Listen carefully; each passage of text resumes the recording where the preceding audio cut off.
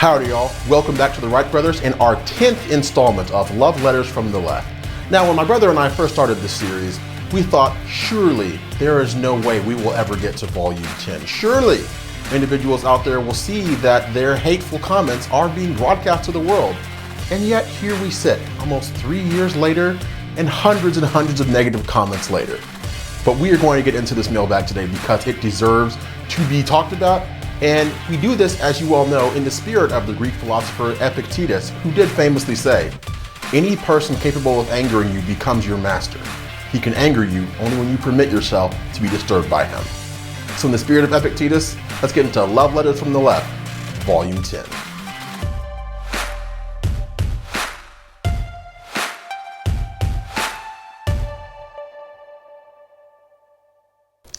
Welcome back, y'all. Let's get right down to it. We don't have a whole lot of time to waste, and neither did our negative commenters. One of them commented on my BLM or Back the Blue video, which honestly was one of our most even-handed offerings in the past 2-3 years. Wouldn't you agree, Damani? It Absolutely. was pretty even-handed, but nevertheless, someone found a reason to take umbrage. This gentleman writes, or lady, whomever this person writes, I took one look at you, at me, and said, this only sleep with white women. I Googled your name and I was right, fat white wife. No. First of all, incredible run-on sentence. I had to read it several times just to figure out what he was talking about. Second of all, I think I need to get in touch with the good people of Google because if a corpulent white woman is what comes up when someone Googles Mrs. Felder, they have the wrong results coming up in their search engine. We need to get this addressed. Over to you. I can attest to this personally. You know, sometimes people are going to go to those ad hominem attacks or those one-offs, and it really goes to show they really don't do any research whatsoever, because if anyone out there knows my sister-in-law, she is a force with which to be reckoned. And, you know, I had nothing but positive things to say about her, obviously. But there are individuals out there who choose to feel otherwise. But we press on because we do not allow the opinions of sheep to bother us whatsoever. Now, speaking of sheep, we had an individual who reached out to me, and this is via Instagram.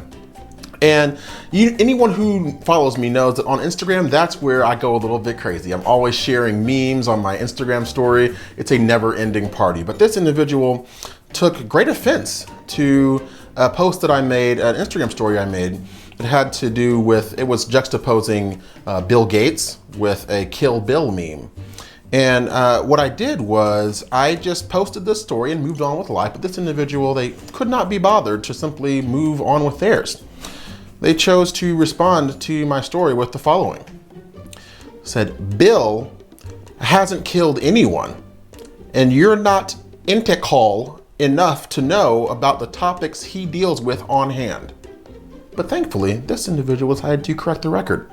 And then they respelled the word that they obviously misspelled, and they said, intelligent. There's nothing more ironic than someone who goes out of their way to comment with so much hatred and so much vitriol that they misspelled the word intelligent. This spell check is everywhere these days. So for you to not know how to spell that word, the word intelligent, it really is very indicative of your current and I'd argue future mental state. What would you say? I would be compelled to agree with you, good sir. Moving on with someone who was compelled to disagree with me. Some of you who are sports fans and anyone who follows me on Twitter knows that I'm an avid sports fan, both football and basketball and everything in between.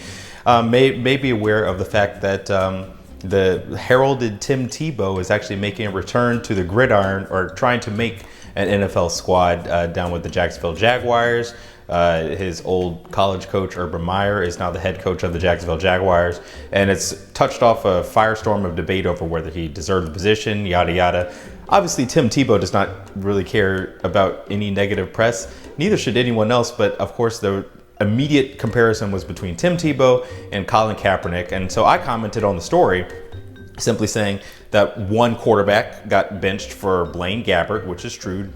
Colin Kaepernick did get benched for Blaine Gabbert before he started his kneeling campaign, which started as just a sitting on the bench campaign. But moving on, yet Colin still wants to get paid like an elite starting QB after turning down offers. And the other is literally switching positions and so on and so forth, just to explain the situation.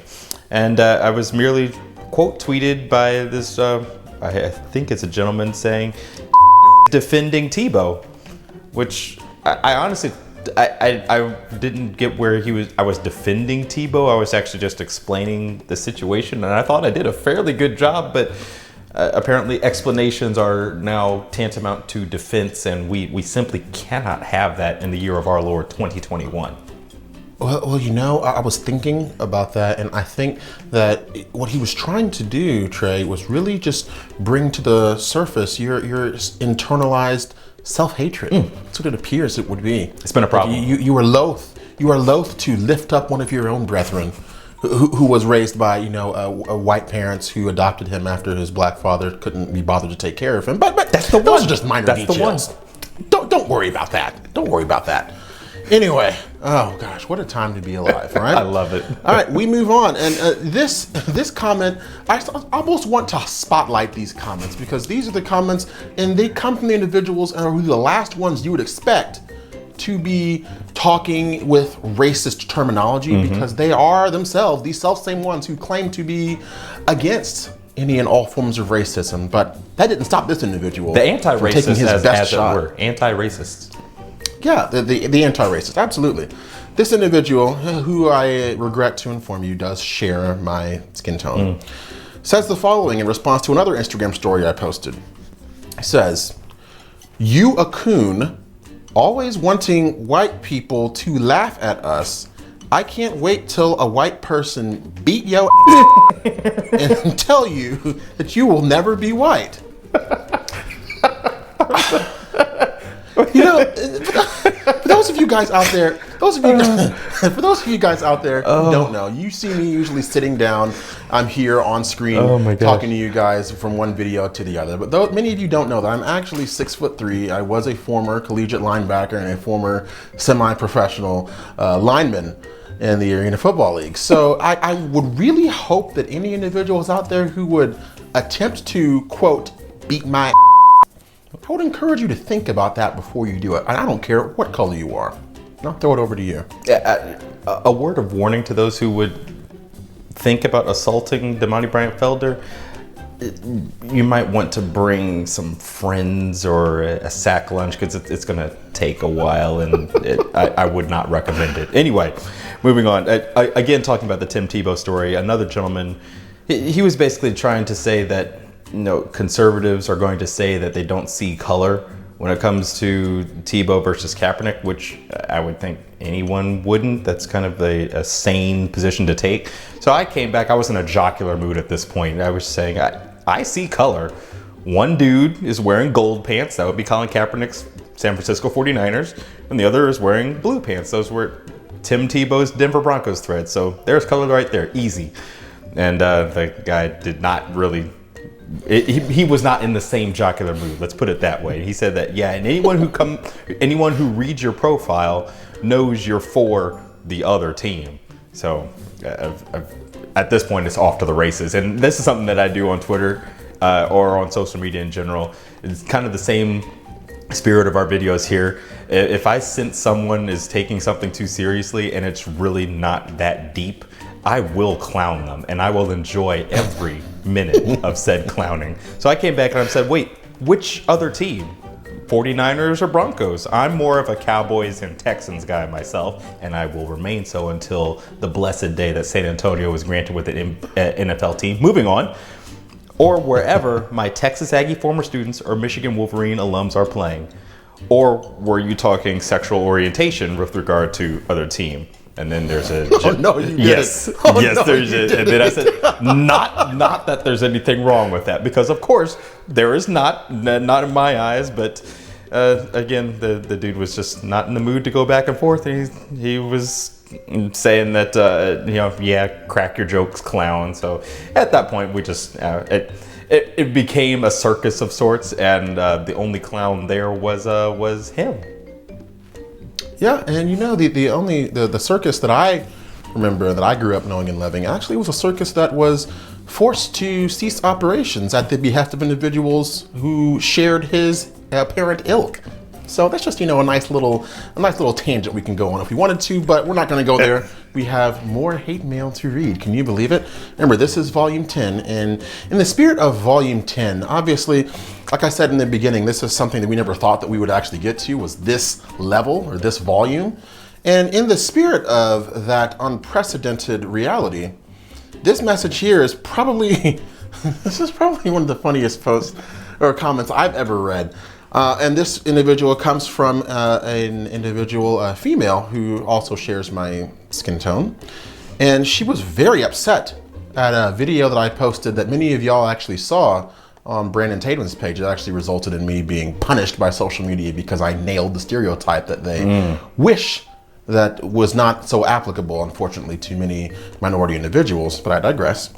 And she was one of those individuals who could not be bothered to simply move on with her life, and she chose to give me a review. Here's how the review went. What'd she say? This is probably the most disgusting thing I've seen in a while. Nobody asked for this. You sat up and filmed, edited, and posted this without a second thought as to WTF. I don't quite know what that means, but we continue. I hope you get pulled over and things go just as you imagine they do, with you being big as hell and black as and all. I can't read this with a straight face. She did that. Anyway, it continues. It continues. At the end of the day, invalidating someone's feelings based off of their real life experiences is just as bad as me calling you a literal dumb for posting this, regardless of what you may have had the luxury of not experiencing. You be safe though. And then she's hit me with the whole emoji where it's two fingers in the peace sign of some sort, or in a see you later sign. So here's what I kind of want to say to that. And without even really giving this person much of a response altogether, they have this idea that, oh, you are a big person, you are a black person, I hope you get pulled over by the police. And I have been pulled over by the police. And Trey, you know this, but I'm going to share with the lovely people out there who are watching as well. Would you like to know what happened when I got pulled over by the police? What happened? I put my hands at 10 and 2. I said yes, ma'am, or yes, sir, depending on the gender of the officer. And yes, there are only 2. And then beyond that, I just gave them my license registration. And you know what? I just moved on with my life. If only the rest of the world out there handled the situation similarly, we would not be where we are today. But now I'm going to throw the conversation back over to my brother to read another comment as we continue this 10th volume. I didn't know we were just allowed to move on with our lives. I'm going to be honest with you. But moving on with this. No. Before you go, your job is to be angry at everything. Okay? Never be happy. Always just choose to see the worst parts of our society. That is how you process this world, in case you're wondering. So instead of don't worry, be happy, always worry, be sad. Got it.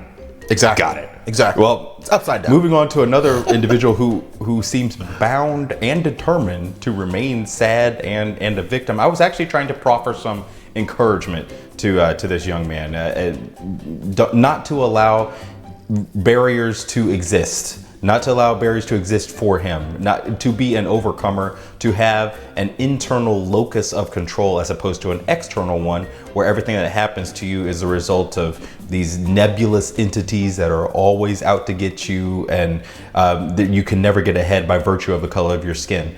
I say throw off all that garbage and go out and get something from your life. Of course, you know, the typical protestations emanated from this young man. One of them was this: you can wrap yourself up in a flag all you want.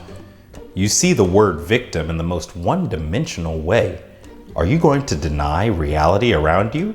Of course you are. It's not that people can't improve their own material conditions, but let's not act like barriers don't exist.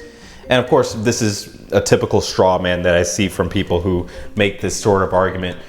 I'm not saying that the barriers don't exist. Everyone has barriers to overcome in their life, no matter if you were born on first or born on third. The point is, are you going to allow those barriers to hold you back, or are you going to take advantage of the opportunities that we all have as Americans in 2021? There is no getting around the fact that this remains and continues to be the land of opportunity.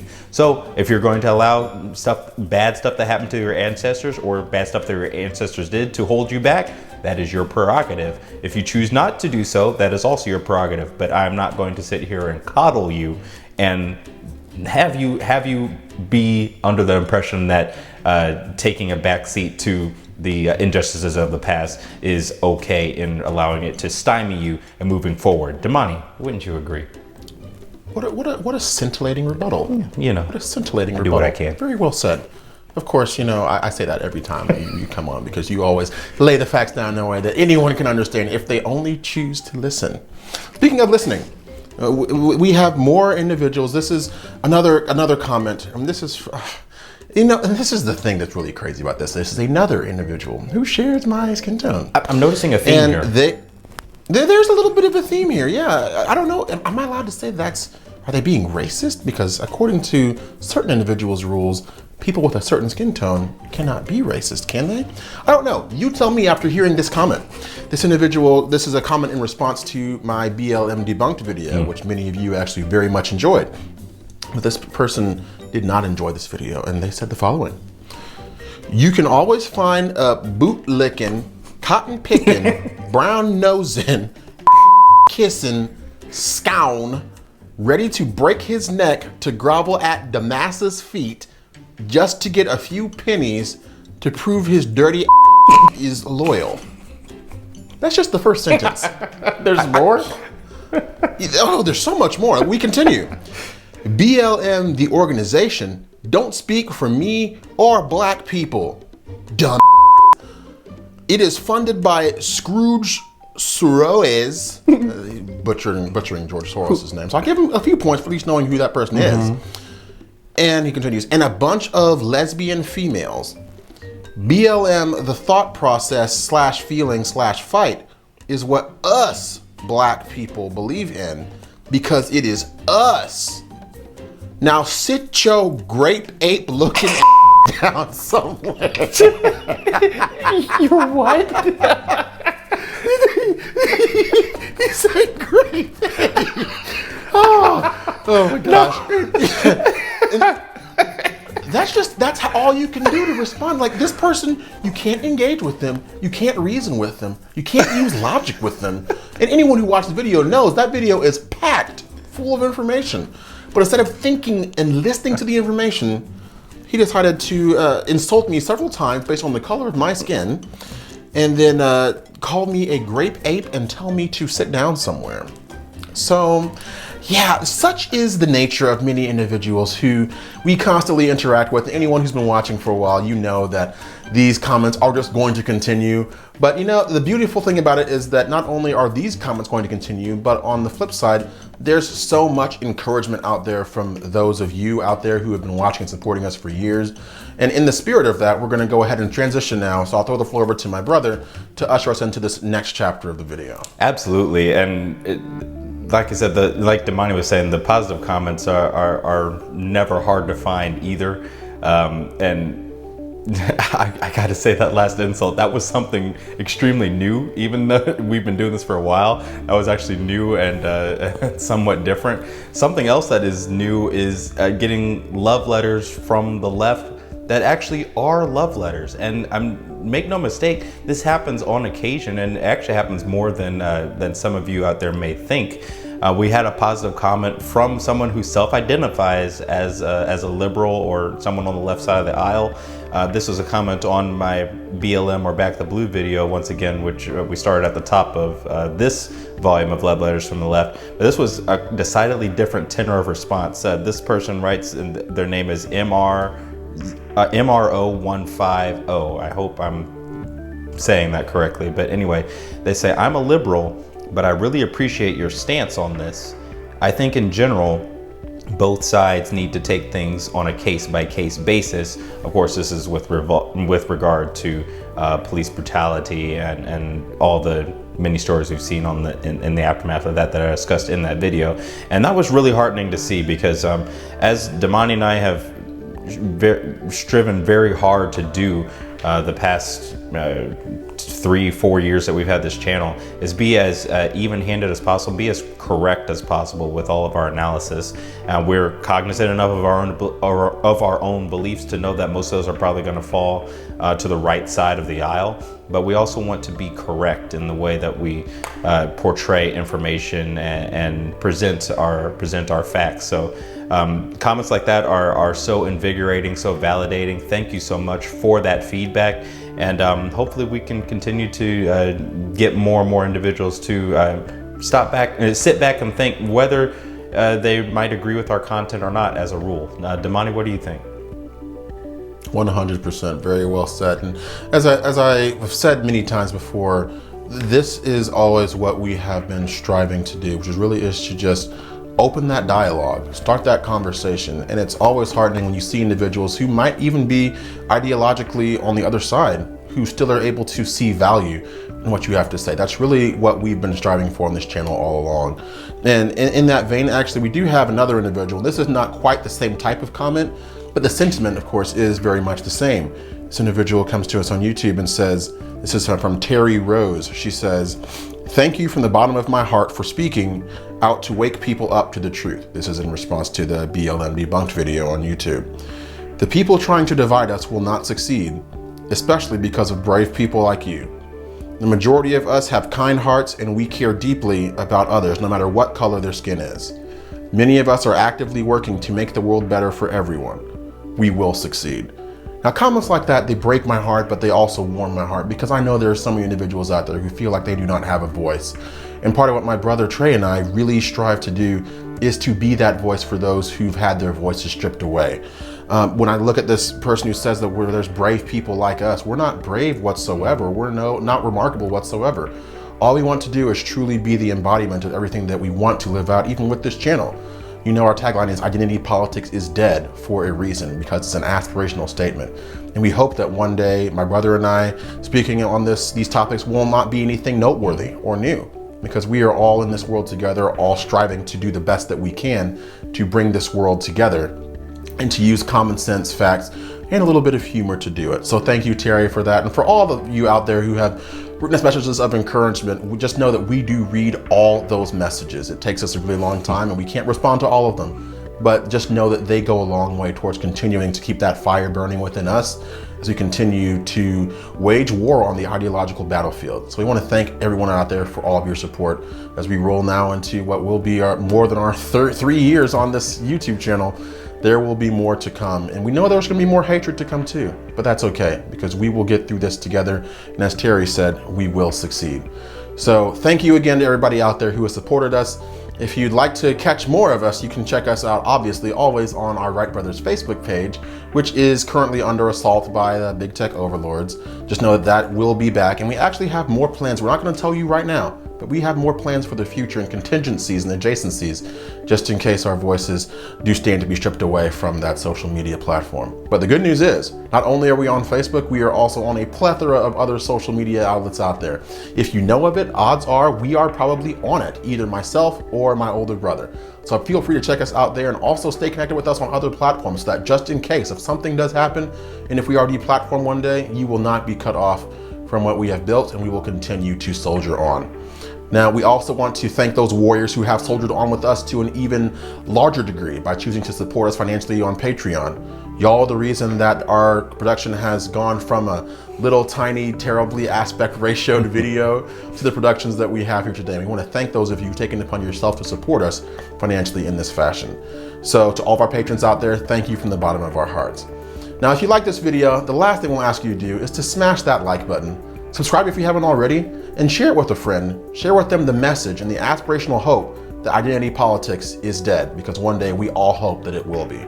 We hope you enjoyed this Love Letters from the Left episode, and there will be more coming soon. But until then, God bless you all. I'm Damani, that's Trey, and we will catch you in the next one.